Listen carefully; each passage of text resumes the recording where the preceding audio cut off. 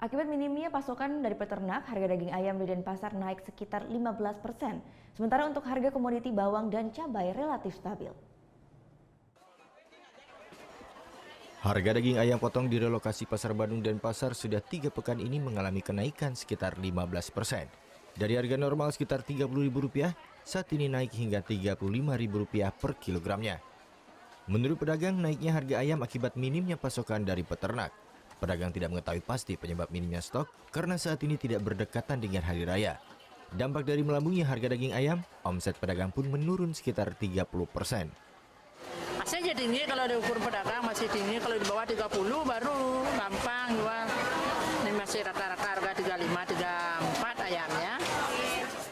Sejumlah lapak pedagang pun tampak sepi pembeli sejak melonjaknya harga daging ayam.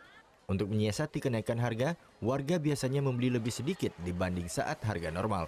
Ya harapan sih harga biar stabil aja, biar nggak naik turun gitu aja sih.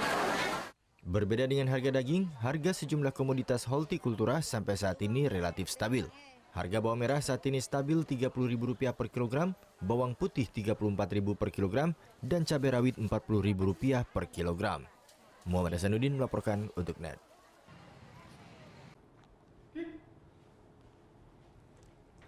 Thank you.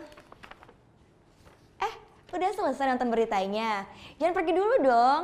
Subscribe dulu dan nonton tayangan lainnya di sini. Subscribe, nonton lagi. Subscribe, nonton lagi. Kak.